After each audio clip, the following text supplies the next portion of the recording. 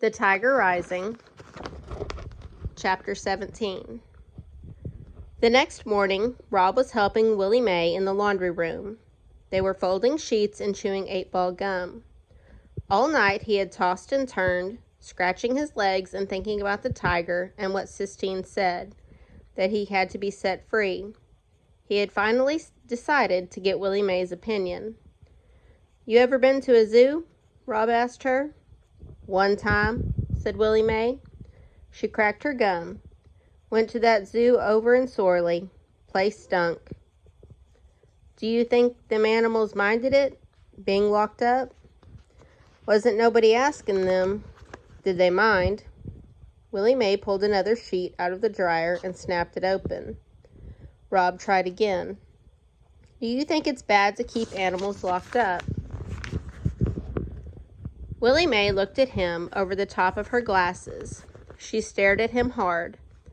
Rob looked down at his feet. "When I wasn't but little," said Willie Mae, "my daddy brought me a bird in a cage.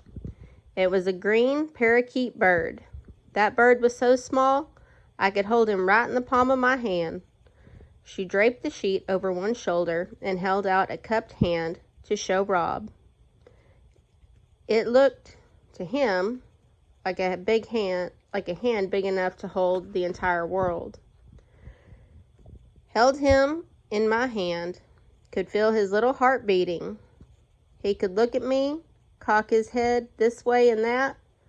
Called him Cricket on account of him all the time singing. "What happened to him?" Rob asked. Willie Mae bent and took a pillowcase out of the dryer. "I let him go," she said. "You let him go?" Rob repeated, his heart sinking inside him like a stone.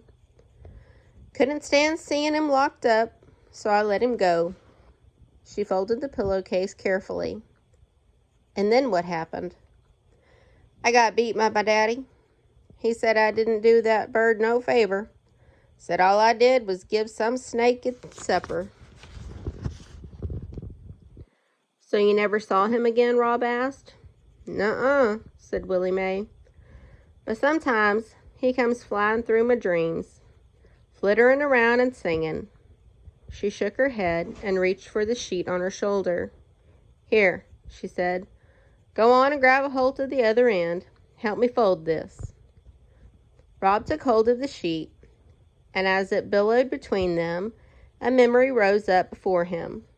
His father standing out in the yard, holding his gun up to the sky, taking aim at a bird.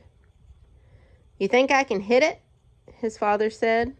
"You think I can hit that itty-bitty bird?" "Robert," his mother said, "what do you want to shoot that bird for?" "To prove I can," said his father.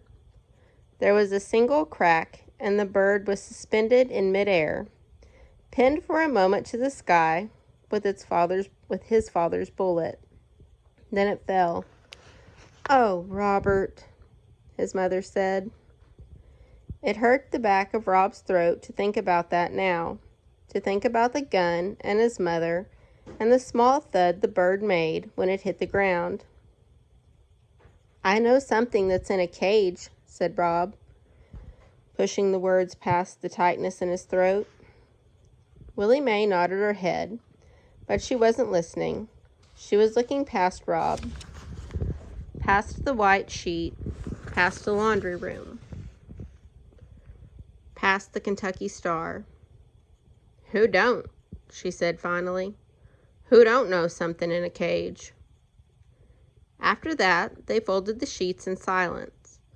Rob thought about the bird and how when he had finally found its small, still warm body, he had started to cry. His father told him not to. "It ain't nothing to cry over," he'd said. "It's just a bird."